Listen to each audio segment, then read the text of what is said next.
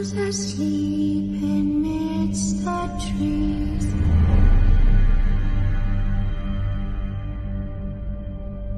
That's all a swaying in the breeze. But one so light, anxious, wide awake, fearing all manner of ghouls, hags, and wraiths. For your dolly, Polly, sleep has flown. Don't dare let her tremble alone, for the witcher, heartless cold, paid in coin of gold. He comes, he'll go, leave naught behind but heartache and woe. Deep, deep woe.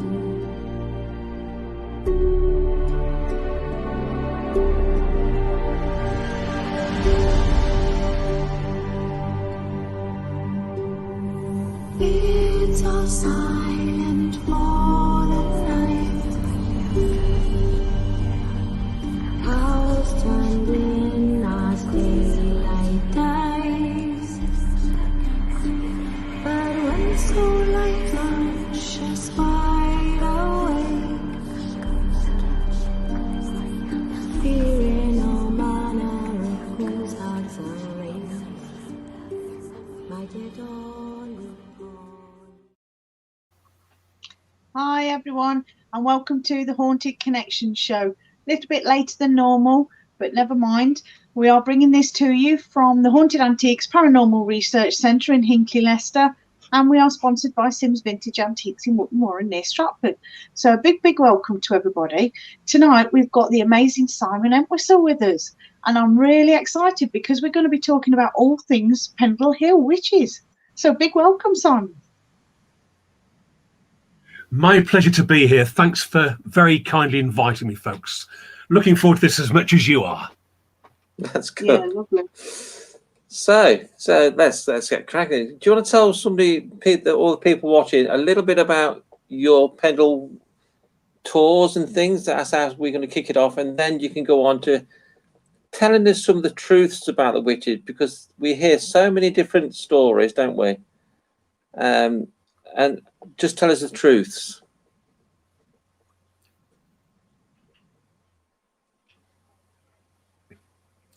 Sure thing. Well, first of all, folks, I was born very near a place called Pendle Hill in East Lancashire.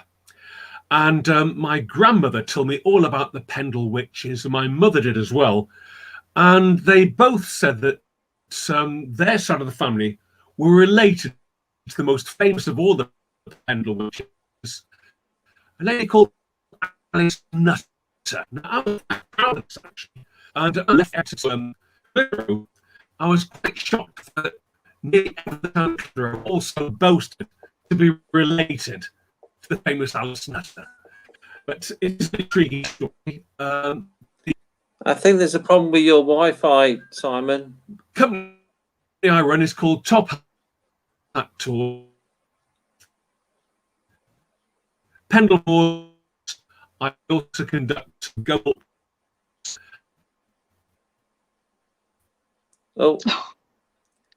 Oh, he's no. gone. He's gone. I hope that's not the witches causing us some trouble. We'll try and get Simon back. Obviously, there's a problem with his internet signal. So you tell us what your thoughts of the Pendle witches are before we get Simon. Oh, he's back. Sorry, it must be a bad connection somewhere, folks. I blame the witches, of course. That's just what I said. So I hope you're back for good now. Let's tell the witches to go off onto the hill for the night. Well, from looking from my window here, Neil, I can actually see the hill in the far distance, and we've got a bit of quite a low moon tonight, actually. So it looks quite spooky, very atmospheric, and very seductive, if you will. Yeah. So is it the whole hill that's famous? And the surrounding area that's famous for the witches? Well, if we turn the clock back to, shall we say, 1612, surrounding Pendle Hill was a huge forest called the Forest of Pendle, about 50 miles wide, about 40 miles long. And living in that forest, away from civilization, were a group of people that were going to go down in history as the Pendle Witches. What made two of them so unique is that two of them, Anne Whittle and Elizabeth Southern, were over 85 years old. Now, life expectancy in those days would be 35 if you were lucky, but these two women were over 85. They had a real hatred for each other. They were both involved in making herbal remedies, and many historians believe that they lived for so long because they knew about plants. And of course, all modern medicines come from plants. In the case of Elizabeth Southern, she had a nickname. She was called Demdike, and she lived in a small cottage deep in the Forest of Pendle called Malkin Tower. Now, Malkin Tower sounds great, doesn't it, really? But it would have been a building. Every day would be a fight for survival. She lost her husband, but she did in fact have a daughter called Elizabeth Device. And she had 3 children, James, Jeanette, and Alison, and they lived.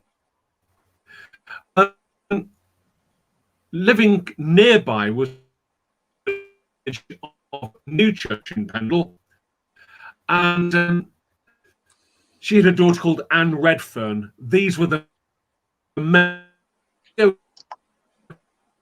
Okay, there, folks. Yeah, you.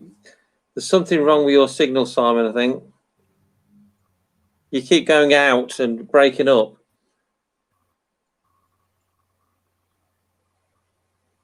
I think he's gone again. Oh, he's back. Hi, folks. So sorry, I do apologise for that. I really do. So basically, got these two families that hate each other with a vengeance.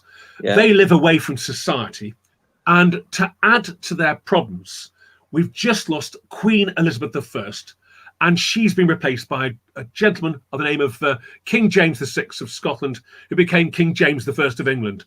And this man was absolutely paranoid about witchcraft. He not only believed that witches existed, he believed they were actually out to get him. And on becoming King of England, he wrote a book called the Demonology Book. You can buy that book today from any leading bookshop.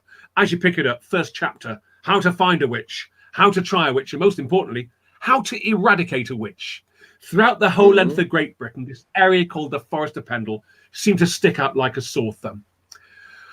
Our story really starts on the 18th of March, 1612, when Alison Device, she's 14 years of age, she left the small cottage called Malkin Tower and had a walk along the foothills of Pendle. And there she had the misfortune, and it really was misfortune, of meeting a Halifax peddler called John Law. When I say peddler, John Law was basically a walking salesman.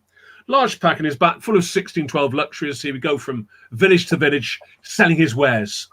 Alison met him. "Oh, please, sir, you can spare a few pins to pin me clothing together, sir. Get away with you.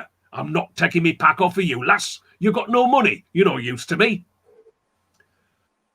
According to John Law, the Halifax peddler, out of the Forest of Pendle on the pathway came a huge black dog, and the dog sat next to Alison. The dog turned to look at Alison, and the dog talked. "Alison, I can lame him for you." Lame him, she screamed. John Law felt this pain on his left arm, his left leg, and the left-hand side of his face, and collapsed in agony in the Forest of Pendle. The kind people of the town of Cone in North Pendle, they could see him. They got a stretcher party together. They carried him down the slopes of Pendle Hill into an old alehouse in the town of Cone, which is long since gone, called the Greyhound Inn. There the landlord, John Edrington, spoon-fed him, cleaned him, and as Law's voice returned, he shouted, "I've been cursed! There's a witch in the forest, a young lass with a dog.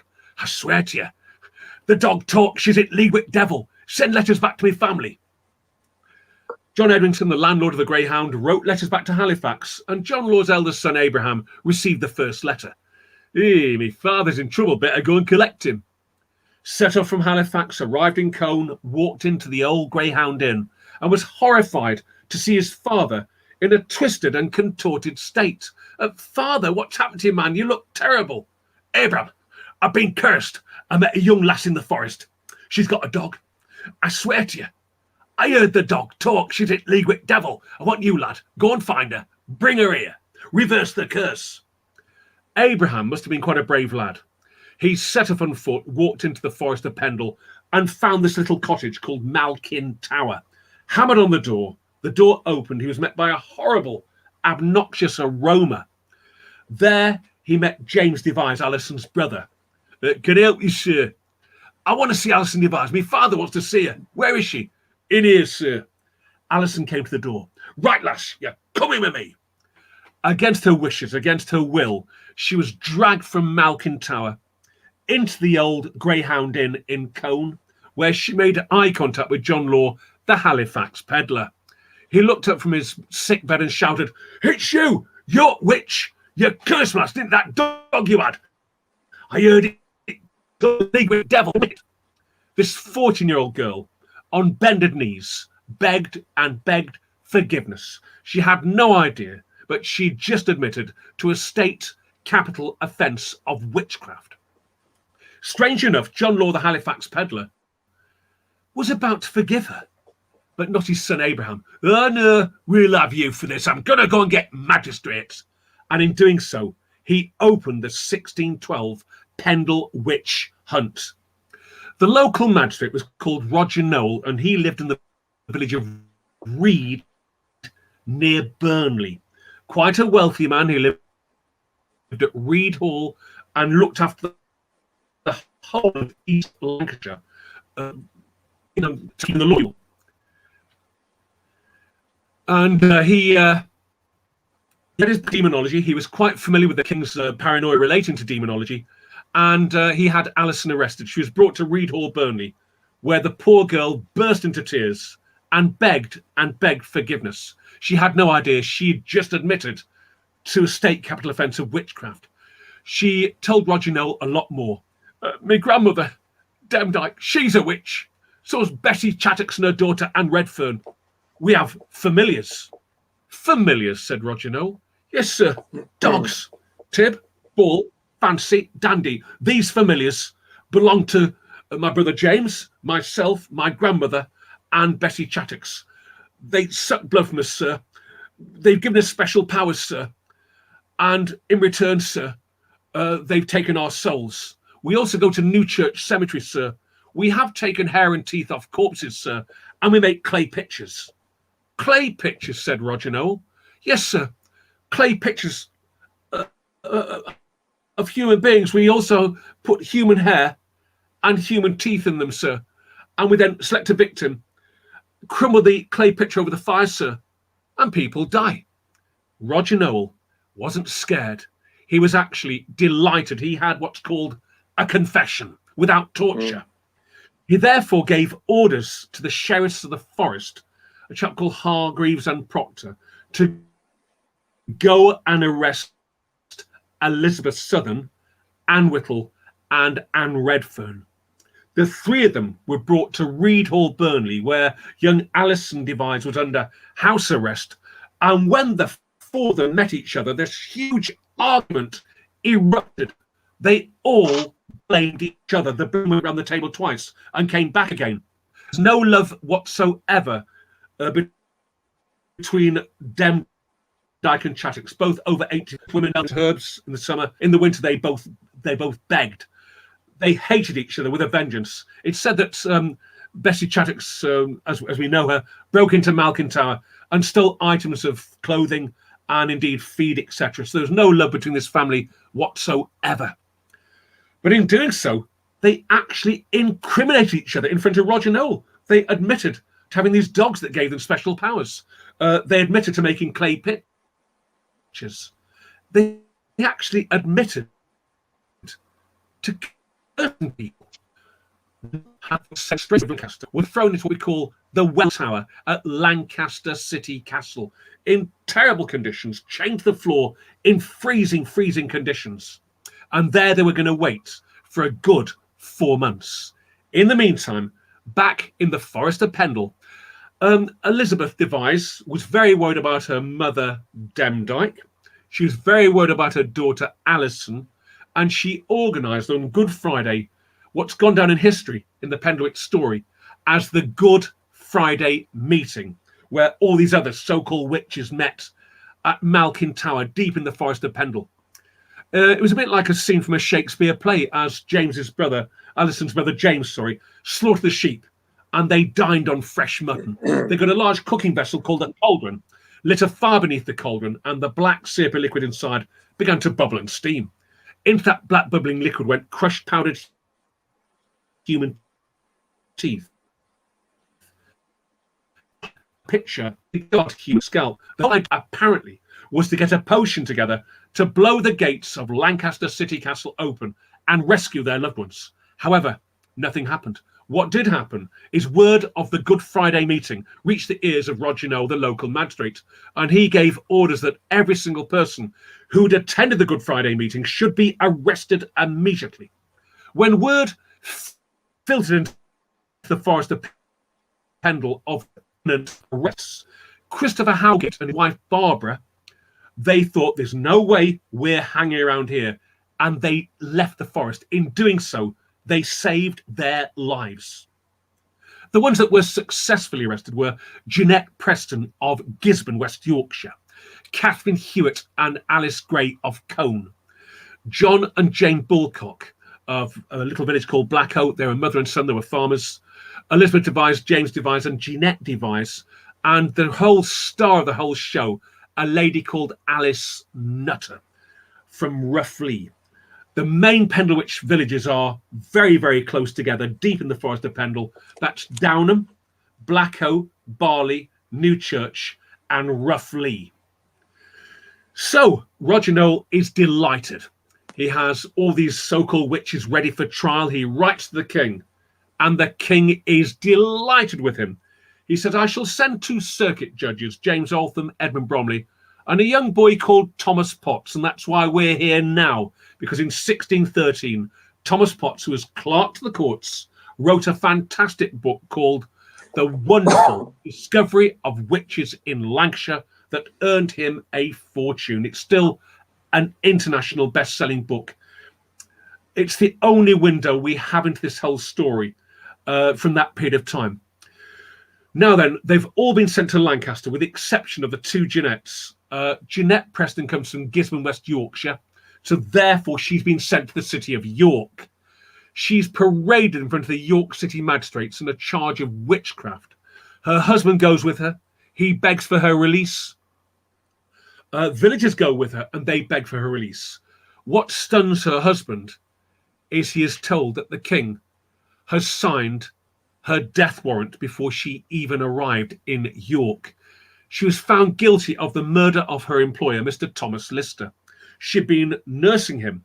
He had died. She wrapped his body in a clean white sheet ready for burial, and 2 days before the burial, she touched the sheet, and some fresh blood came through the sheet. This was classed as witchcraft, and she became the very, very first of the Pendle witches to be executed on the 27th of July, 1612, in the city of York. There are only 4 buildings surviving from the Pendle witch story, and hers is one of them in the village of Gisborne, West Yorkshire. The other Jeanette, the youngest child of the Devise family, Jeanette, she's only 9 years old, and she's been sent to live with the local magistrate, Roger Nowell. For the first time in her life, she has nice clothes to wear. She's got 3 meals a day and a lovely warm bed to sleep in. She has no idea, but she is going to play a very, very important role in the prosecution of her entire family. Some historians believe that she is indeed being groomed by the local magistrate. Now, the trials began from the 17th to the 20th of August 1612 in the city of Lancaster. The conditions in Lancaster are absolutely appalling. So bad that Elizabeth Southern, one of the eldest of the trio, she dies due to this terrible, terrible harsh treatment. She was called Demdike. That was her nickname, but she was guilty of she admitted to the guilt by witchcraft of murdering Richard Assheton, the child of Richard Baldwin, and Henry Mitten of Roughlee. And she was found guilty in her absence, but she died literally 3 days before the trials actually began.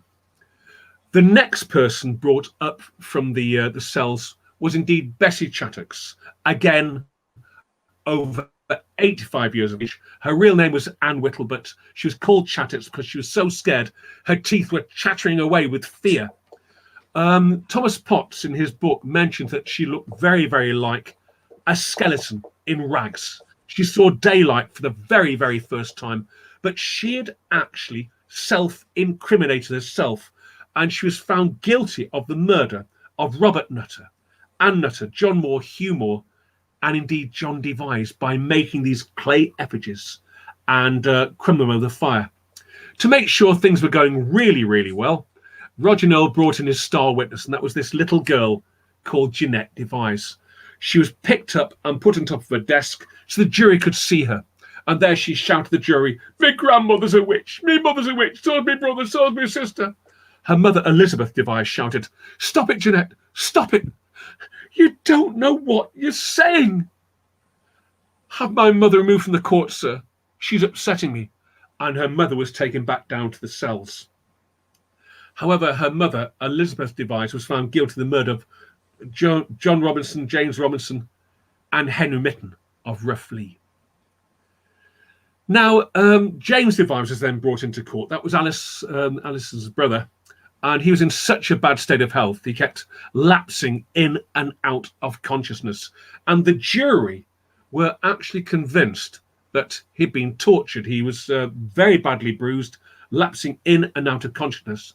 But he had also, like his sister Jeanette Devise, admitted to crimes, etc., but also told the courts how he'd seen his grandmother and indeed Anne Whittle and his grandmother Elizabeth Southern actually fashion these clay effigies, and how they'd been placed over the fire, and how these dogs, Tib, Ball, Fancy, Dandy, arrived at Malkin Tower, talked to them, and gave them special powers. He actually incriminated himself, but was found guilty of the murder of Anne Townley, John Hargreaves, Blaise Hargreaves, and John Duckworth. Next came Anne Redfern. She was the daughter of Anne Whittle, commonly known as Chattox, and she was found guilty of the murder of Christopher Nutter. Roger is quite delighted with the way things are going. He's had confessions, but he also knows that he's going to curry favour with the king. In the court that day, he also sat with the two circuit judges, James Altham, Edmund Bromley, this young boy, Thomas Potts, but he brought with him a chap called William Bannister and George Holden. They were other local magistrates. However, as the guilty verdict was being passed, there were three people in the next cell. Three very, very pleasant young ladies, actually, of the name of Jane Southworth. Jane came from a beautiful hall, a beautiful, beautiful building called Salisbury Hall, and she had two friends called the Brearley sisters, and she was quite shocked. She was quite shocked when she was arrested. Father certainly was, because he was a nobleman, they were wealthy, and they were enjoying a meal at Salisbury Hall when the King's Commission came upstairs and arrested the king. They were taken to Lancaster and placed in the cell next to the Pendle witches. On the 20th of August 1612, the Pendle witches were all executed, and Jane heard this huge roar outside her cell window. She climbed onto the shoulders of her two friends and looked out of the window, and there, to her horror, she saw the Pendle witches all lined up on trestles with ropes around their necks, and then watched the trestles being kicked out from underneath them. She was only 20 years old. The poor girl must have been traumatized what she heard. She then heard the sounds of footsteps that got louder and louder, and a key was placed in her door.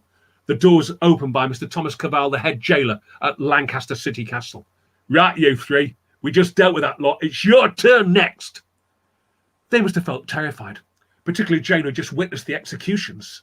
They made their way into the twisting staircase and into the courts at Lancaster and stood in front of exactly the same jury and exactly the same prosecution that had just dispatched the Pendle witches.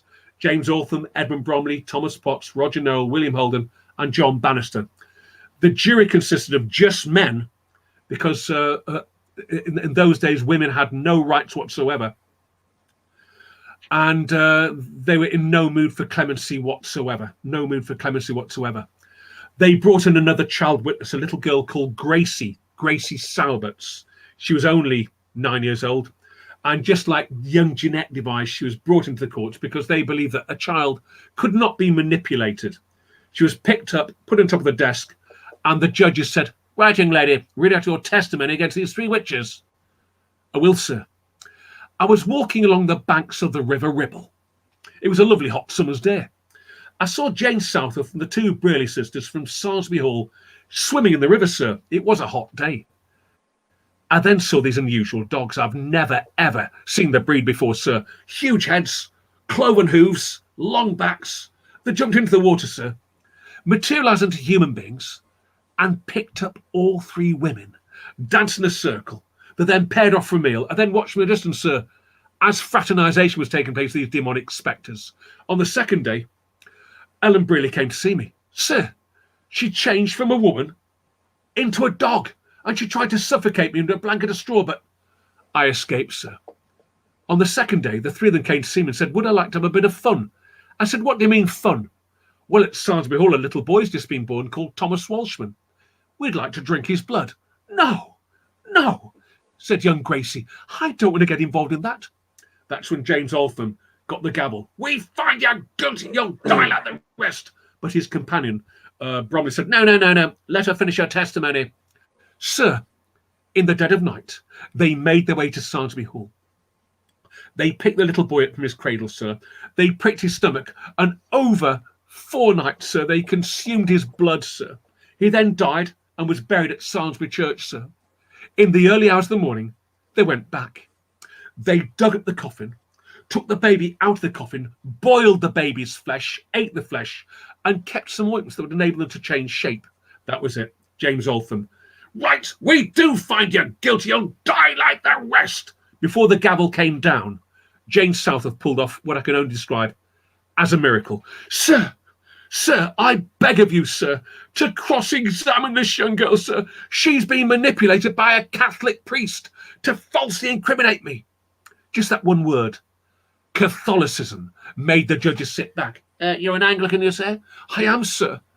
I'm married into the Southworth family, so they've never liked me because of my Anglican views, sir. This young girl's been manipulated by a Catholic priest to falsely incriminate me and my 2 friends, sir. Please cross-examine her. The word Catholicism seems to have done the trick. They took young Grace next door. You can imagine how Jane South and the 2 Brearley sisters must have felt. Would they live? Would they hang? After a while, James Altham, Edmund Bromley, Thomas Potts, Roger Noel, William Holden, and John Bannister came back into the room. In the light of new evidence, we find you innocent of the crimes against you. You're free to go. The 3 of them hugged each other. They jumped for joy.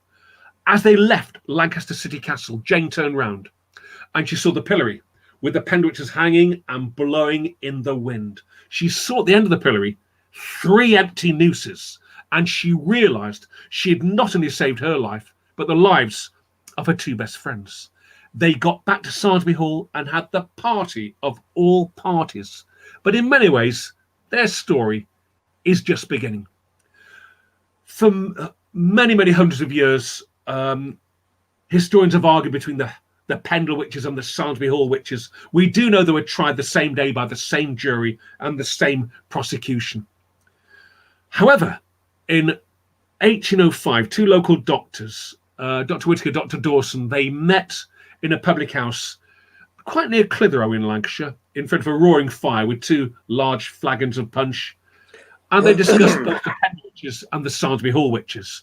And that's when Dawson said to Whitaker, I believe Grace was telling the truth. How? Well, the way she's described these dogs in the River Ribble are just like Tib, Bull, Fancy belong to Demdike, Chattox and Redfern. I believe she's seen those dogs. Secondly, let's get permission from the Archbishop of York to exhume the Welshman grave. They wrote to York, and York came back and said, yes, we'll send the Reverend John Franks to make sure that the Church of England is represented. They got the grave records, and they paced out to the exact area where the coffin had been buried in 1612, and they started to dig. Just 2 feet beneath the surface, they came across a lozenge-shaped child's coffin. It was opened under Church of England supervision and found to contain absolutely nothing. Who knows? Young Grace may just have been telling the truth. We shall never, ever know. But by far the most famous person in this whole story is that of Alice Nutter. What a great name, Nutter. What a great name. But her story is quite unique, really. It is very, very unique. And over the years, many historians have mixed fiction with non-fiction to make the story of the Pendle a bit more exciting, if you will. But every one of them puts Alice at the top of the tree, really, because she was intelligent, she was wealthy. And what we do know, in those days, women had no rights whatsoever. In fact, it was believed by some men that women didn't even have a brain. And when it came to male chauvinism, women suffered terribly in this country. According to my grandmother and her great-great-grandmother, she'd complained to Roger Nowell about land disputes. They owned this beautiful hall called Roughly Hall, lots of fields full of cattle and sheep, and her fencing was being pushed back. She said to her husband, look, I'm a woman, I can't complain, but you're a man. You need to see Roger Nowell, the local magistrate, and get our land disputes sorted. I'm too scared. I'll go. She saw Roger Nowell and he did nothing about it. So Alice made the rather amazing decision of going to Lancaster herself. And she walked into a court session at Lancaster City Castle to the words, it's a woman, get her out. It's a woman, get her out. She grabbed hold of furniture. She would not let go of her grip. And the judges said, well, let her have her say. In one day, she won all her land disputes fairly and squarely in the city of Lancaster. And as she left the castle that day, she had no idea, but she'd made a real enemy of Roger Nowell because she'd gone over his head to see the senior magistrates. And Nowell he wanted vengeance. How could he get that vengeance? His star witness, the little girl called Jeanette Device. And he said to Jeanette, this one over here, Alice Nutter, was she at your home on Good Friday, 1612, Forster Pendle? She was, sir. And of course, the jury believed that a child of that age could not be manipulated. So therefore, she was found guilty of witchcraft, along with John and Jane Balcock, who were local farmers from the area. Many, many people, myself included, believe that Alice and John and Jane were completely innocent of the crimes against her. In 2012, we had the 4th anniversary, and I got together with Pendle Borough Council, Visit England, Marketing Lancashire, and we managed to raise enough money for the Lottery Commission to unveil a statue to Alice in her village of Roughly. We insisted her back was facing Lancaster. She's in chains, and the artist did a magnificent job in her face. It's a look of total innocence. And her statue has become very much a symbol of female rights. I can guarantee you can go there any time of the year, and it's always surrounded by bunches of flowers, because Alice lost her life not because of witchcraft, but because she was a woman who had the courage to ask a few questions. And there we have the Pendle Witch story, folks. Thank you very much indeed. That's amazing. Have you got any questions, Jane? Yeah. Oh, yeah. Loads, probably. Do you think, I mean, being as you're sort of from the parts and obviously you've done a lot of research into what really went on, do you really, is there any sort of suggestion or evidence to even let us consider that there might be some real sort of witchcraft, if you like, going on? Or do you feel that the women were just caught in a bad place with with how politics and everything were at the time? Or do you think there was a little bit of sort of something going on which actually made people think that they should be condemned? We got a real problem here, Jane, for that period of time. We've lost Queen Elizabeth I, who was a fantastic leader, loved by the people of England. And then we have King James, who's an ardent Protestant, hates the Catholics with a vengeance, and he associates Catholicism and witchcraft as the same thing. The impression I get is that Roger Noel, the local magistrate, had his book of demonology and knew only too well that if he could incriminate these women, he was going to curry favour with the King of England personally. But what we do know, according to Thomas Potts's book, and that's the only window we have into this whole story, is that young Jeanette Device incriminated the whole family. James Device, her brother, also incriminated himself, but other members of the family as well. And there's this real hatred between Elizabeth Southern and Anne Whitlam, a real hatred between the two families, and they try to blame each other. For all we know, Jane, I don't know, and I don't think anyone else does for that matter, really. For all we know, the evidence against them could have been fabricated. It could have been fabricated for this magistrate to curry favour with the King of England, but that is sheer speculation. What we do know is, again, in 2012, in the town of Burnley, you'll find a brewery called Morehouses, and they do a whole range of real ales, Demdike's Revenge and Black Cat Bitter, etc. And they organised a petition to get them pardoned, to get the Pendle pardoned. And I signed it along with 12,000 other people. And this was taken to the Home Secretary, a chap called Jack Straw. And Jack Straw's, he said, sorry, these people are enemies of the state. To this very, very day, they are classed as enemies of the state. They were found guilty in the British courts at Lancaster. The jury found them all guilty. But it is a tragic story, the sort of story that if Steven Spielberg really got his teeth into, he would have a Hollywood thriller. There's no other way to describe it. That's amazing. That's and I suppose amazing. it's part of it. It's that sort of mystery, because we'll never know whether there was any real underlying sort of witchcraft or magic going on. And it's that mystery, isn't it, that sort of keeps it so alive. It is, Jane. What I did find quite fascinating in my case, in 2012, I got this very excited telephone call from United Utilities, the water authority. And they said, Simon, we've been working at a place called Blacko, which is right in the centre of the Pendle story. They have a dam there, rather large dam, reservoir. Behind that, the chap on the phone said, we saw a rocky knoll. We thought we'd have an investigatory dig. We found the roof of a very, very old building. We thought this is no work for water engineers. So we contacted the authorities, and they sent from Loughborough University a team of archaeologists. They arrived and they unearthed a very old cottage. As a tour guide, United Utilities very kindly invited me to look at it. Very kind of them, really. And as I walked into this beautiful old building, it was like walking back in time. What we did find a bit concerning is that one half of the building, there'd been an extension, early 18th century. The other half was definitely 17th century. And I met the head archaeologist, a marvellous professor from Loughborough University. And he said, Simon, we found a recess in the side of the building.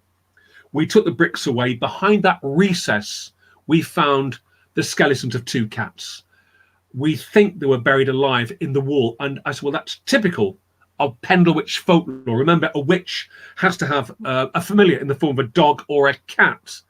And this was a medieval burglar alarm, to have a familiar spirit to guard your home. And even nowadays, when we look at barn versions in this part of the world, people tend to buy these lovely old barns and then renovate them. And they do come across these cats that have been put in the walls there. It's quite typical in this part of the world.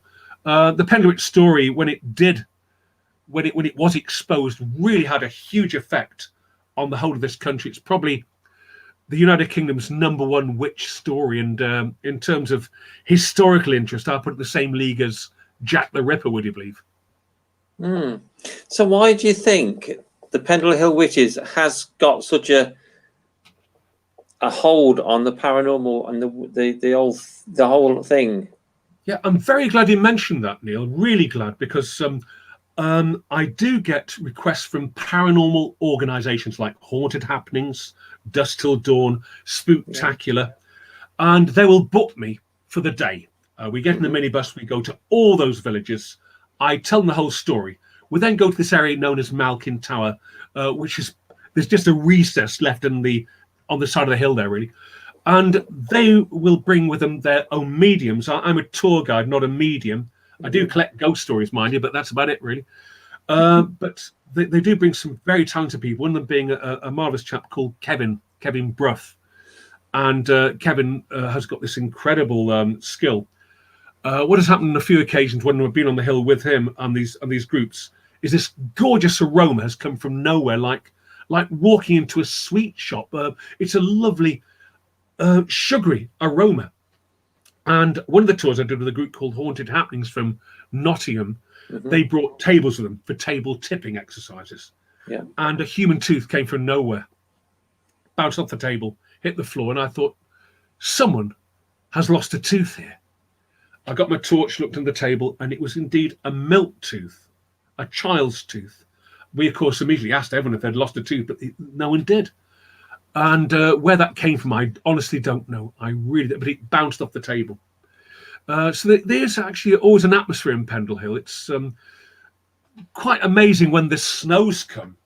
The last piece of snow to melt has been in the perfect shape of a white witch. And for viewers, if they'd like to go into Google search after this broadcast, just put in on Google search the White Witch of Pendle, and you'll see this last piece of snow melting in the perfect shape of a white witch, in the form of snow, of course. It has happened about 15 times in the last 30 years, actually, and it's always in a different part of the hill.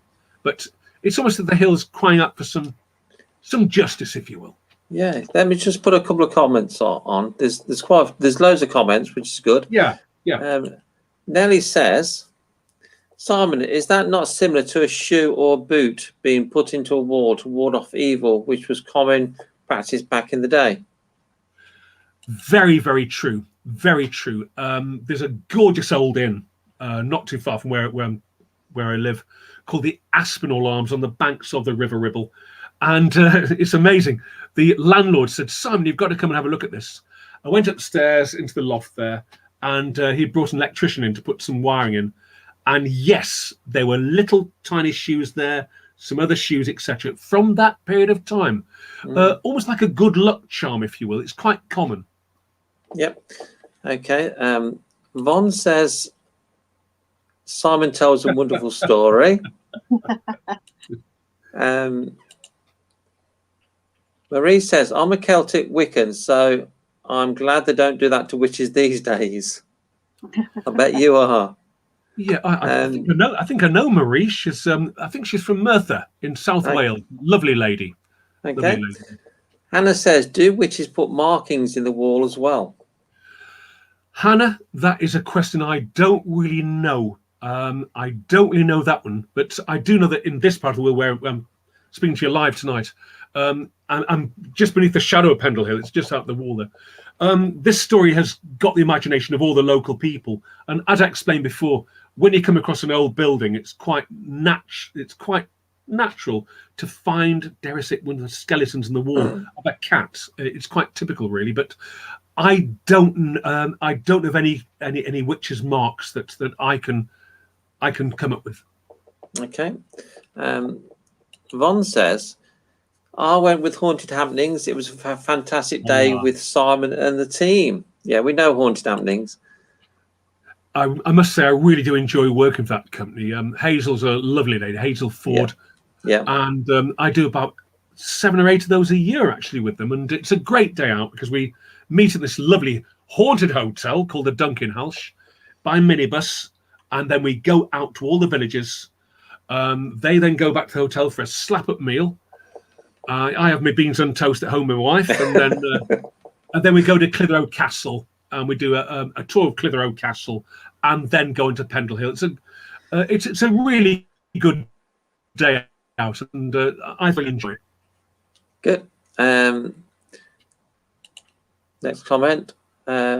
Michael says, "Very good story, Simon. We would love to your stories on Team Spirit Paranormal. So, if you want to contact Simon, I'm sure he will Yes, yeah. When it comes to stories, I've got thousands, folks. Like any tour guide, of course. But I do enjoy the ghost walks, and part of a tour guide's job, of course, is to tell stories. So I thoroughly enjoy it. Really. Yeah, good.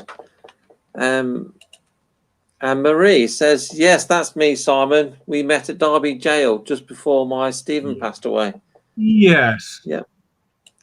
That's right. And I do remember Stephen very well, and a lovely chap, great to talk to, really. And we're all very, very concerned about his health that day. And I'm so sorry, Marie, that he's passed away. But he was a lovely chap to talk to, and had a really good heart as well. And I'm so sorry to hear that he did pass away. Mm-hmm. Okay, and Von says, Simon, we were taken to a barn where apparently someone had hanged. Do you know the name of the barn? I can't remember it. That barn was called Bashall Barn. And yes, sadly, there had been a suicide there. Most amazing story, that one, actually, of a chap called Jim Dawson, who was a local farmer. And he had been shot by an unknown person in the area. The West Reading police were brought in to look into the whole situation. And the murder was never, ever brought to justice. Jim was actually shot with an artificial gun of some kind. He was shot with an unusual bullet, the shape and size of a bird's egg, that was deeply embedded in his left side. And when the Scotland Yard forensic team looked at the bullet after he died of septicemia, they told everyone that it was actually homemade. It was actually, it wouldn't fit any known caliber rifle in the world. The weapon used was something which had been especially made for that bullet, but was indeed that same barn, actually, which is shrouded in mystery as well, really. But sadly, his death was not just the only one in that part of the world. Okay, you got a question, Jane? Yes. Do you think the energies of these people still sort of hang around quite a bit? As we would look at it now, we would see it as a great injustice to these people that were accused of witchcraft and sort of executed in the way that they were. Do you think because of the injustice, do you think they still hang around? Do you think they still have sort of unfinished business to prove their innocence? There's a real atmosphere there, Jane. It doesn't matter what time of year I go to Pendle. It's certainly a place I wouldn't like to be by myself on Pendle Hill at night time. Mention haunted happenings. When we were there, there's at least 30 of us, so there's strength in numbers, but I wouldn't like to be there by myself. Sadly, the hill has claimed the lives of quite a few people over the years. There's been accidents up there, etc. But also World War II aircraft have actually hit the hill as well. And there's been stories of ghostly airmen that actually haunt the hill as well. And I keep mentioning Kevin Bruff from Spooktacular, a marvelous group. He actually somehow contacted the spirit of one of these American pilots, and he wouldn't have known about it because it's not that well known, really. I mean, I did know about the aircraft and the crew, etc., but he got the names just like that, which was quite amazing, really. I've never investigated on Pendle Hill, but I have been up there, and I found that the woods or forest most atmospheric, even more so than the hill itself. Is that a major part of the story, the forest? Well, Pendle Borough Council, who will look after the whole area, they've designated one section of the forest. They preserved it so it can't be cut down because over the years, of course, farming has deforested a lot of the area. But what they've done with that forest there is they've got a sculpture trail, and they brought in a very, very good local craftsman who's made little stone figures of all the characters. And as you walk around the forest, you come across each and every one of them. And I sometimes take skills in there, like primary skills, etc. We stop at each statue and I'll talk about them. So it's quite a good day out for kids as well, really. I tend to be a bit more diplomatic when it comes to blood, gore, and horror. So is Dundyke's cottage still there? No. Thanks for asking that question, Jane. What actually happened with the cottage that United Utilities found? It hit the headlines. We had Good Morning America came from Pendle. The Germans were here. The Japanese came over. And because the cottage was actually on the land owned by United Utilities, they were very, very worried about one word: health and safety. People fell in the dam at night time, severely inebriated. Stones were being stolen. And people living in the little village of Blacko, they were complaining about rather unusual characters walking around the area at 3 o'clock in the morning. So United Utilities had no option but to get what's called visqueen, like a very, very tough plastic. They put it over the cottage and they've reburied it. But on my website, you will see a few photographs of it, of that day that I had the great honour of going inside. That's so interesting. Yeah, I did read that there were people going up there and stealing bricks and parts of the cottage away. That is such a disgrace, isn't it?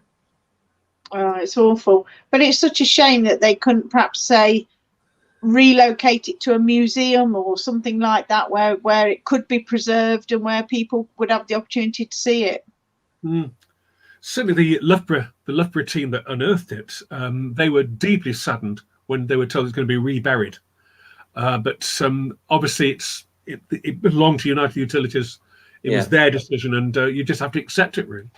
Yeah, that's right. Yeah, let's put Von's comment up. Von says it has a very daunting atmosphere in the forest. Yeah, I agree with her, Von.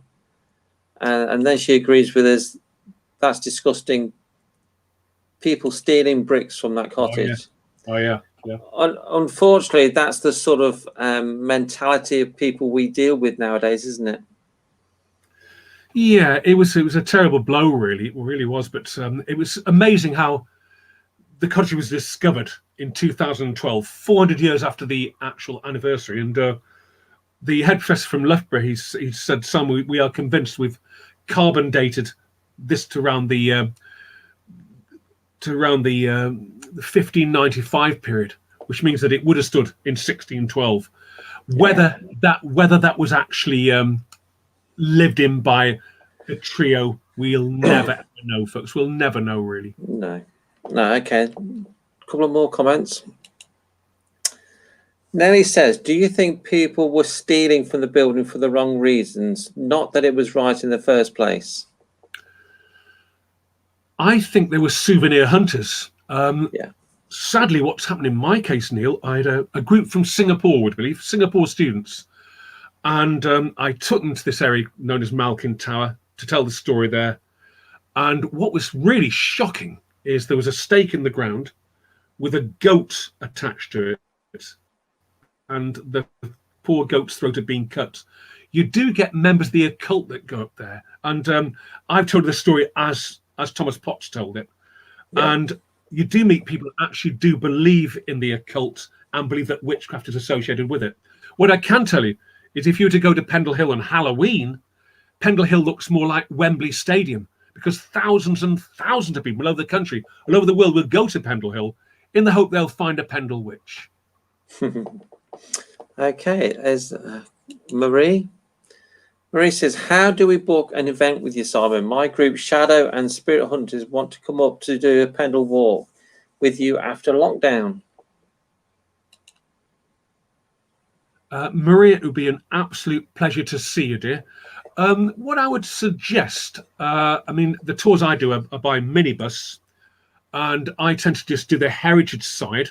But if you want to do the spooky side, I would contact either Spooktacular events, Dusk Till Dawn events, or Haunted Happenings, and they will give you the whole package.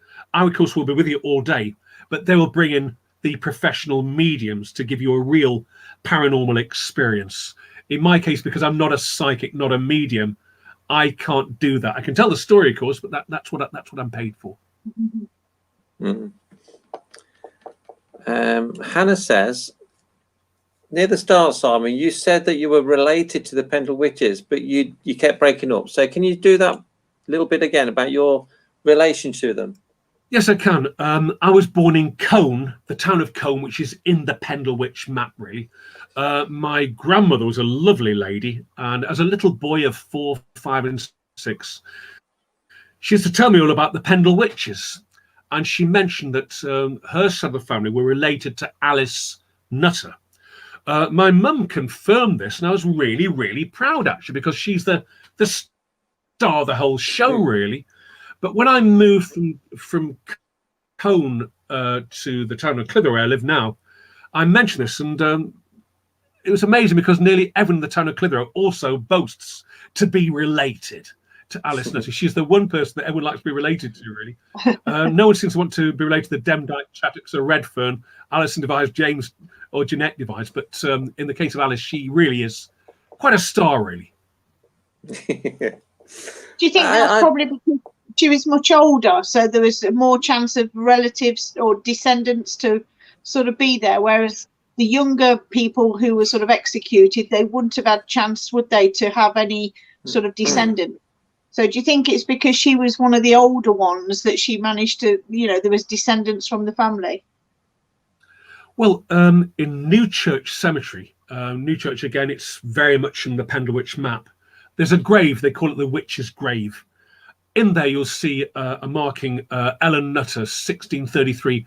Ellen was indeed the daughter of the famous Alice. We are told by Thomas Potts's book that the Pendle Witches, when they were executed by hanging, their bodies are then burnt afterwards, because apparently a witch's body has to be burnt to cast away all the evil. And according to H.M. government at the time, they were guilty of witchcraft, according to them. So therefore, I don't think her body would have been interned at Newchurch in Pendle. I did read an account that Janet Preston, her body was given to the surgeons in York for dissection, as they wouldn't let a family have the body. That is probably very, very true. I know she was sent to the city of York, and she was a young woman, and I suppose her body would have been ideal for dissection because of her age, really. And as we all know, convicted criminals, when they were executed, the medical students would then have access to their bodies, and this is probably just another case. But it's really funny because not too far from where poor Jeanette Preston was executed is a shrine to a very brave lady called Margaret Clitheroe. No relation to the town of Clitheroe, but Margaret was indeed a Catholic. And after 1536, of course, Catholicism's been outlawed. And she was found harbouring Catholic priests. She was told, right, if you just renounce your faith and become a Protestant, you can go home. But she wouldn't. And she was taken to the end of the shambles in York, where poor Jeanette Preston was executed. And the poor woman was pressed to death. A huge door placed on her with weights in each corner. And of course, each time she exhaled, she couldn't inflate her lungs. And they put a stone at her back. And of course, the stone would penetrate her spine and snap it. But she died an absolute hero. Her hand is on display at the Bar Covenant in York. And it's in a glass case. I have actually seen it on a few occasions. And way back in the 1970s, a mum took her very, very poorly son there and asked if her son could just touch the hand. He'd been diagnosed with cancer, but within 3 weeks, he was completely free of the cancer, which is marvellous, really. Wow. But, that's awesome. Yeah. Okay. I think the final comment goes to Hannah. Hannah says, would you know what happened to Janet and the other little girl after the trials? Hannah, thank you for that. Thank you very much for that question. Jeanette Device, God bless her. She watched her whole family perish that day. She watched her mother, her brother, her sister, the two farmers from Cone, Alice Nutter, Catherine Hewitt die that day. And she was holding the hand of Roger Noel, the local magic, watching this macabre execution. And as soon as they stopped twitching, Noel said, "Goodbye." "What do you mean, goodbye, sir? Surely I'm going back to that little warm house of yours, sir. Goodbye." He'd used her. Now, what we do know is 3 years later, she was rearrested. She was seen by a young boy called Edmund Robinson, and Robinson told the authorities he'd seen her conduct acts of witchcraft in the forest of Pendle. Of course, with his reputation, this was taken very, very seriously, and she was arrested. The poor girl was stripped naked, looked for marks on her back, suckling marks like Chattocks and Demdike had. Sent down to London, examined by surgeons, then sent back off and down to London, up north again. And after 3 long years of going up and down the country, this young boy Robinson said, actually, I made it all up. I didn't see you do anything. He could see that witchcraft was surrounding it absolutely destroyed that poor girl's life. Really did. But as I said before, Daniel, if the fantastic Steven Spielberg got his teeth into this, he would have a Hollywood blockbuster. Yeah, it would be a great film, but I if they did make it, I hope it wouldn't be Hollywoodized, if you know what I mean. I hope they stick to the what we know about them. Yeah, with proper Yorkshire accents. Yeah, I mean, we've had so many. There's been plenty of documentaries, and those documentaries can be a little bit, dare I say it, boring in some ways, because you always have Jeanette being picked up at the desk and telling you how dogs, Tib, Bull, Fancy Dandy, and how these clay pits are being fashioned, etc. But I'd like to see someone like Gwyneth Paltrow in there, Maggie Smith, Meryl Streep, Helen Mirren. It would really, really, and then of course Spielberg could have those effects. You see, although I don't personally think these people were witches, they were convicted under British law as witches. So therefore, Spielberg had a choice of putting a few effects in there. Yeah, definitely. Anyway, the hour's up. How quick has that gone again? Gone really quick, but it's been fascinating. Thank you so much for coming on. Thank you for having me, Neil. Sharing all this. It's been amazing. Really has. So I just want to say thanks for everyone for watching and for all the comments. So we're just going to run the end video and it's time to say goodnight. So I just want to say huge thanks to Simon for joining us. It's been fantastic, really has. My pleasure. So we're going to say goodnight to everybody. Bye, everyone. Pleasure.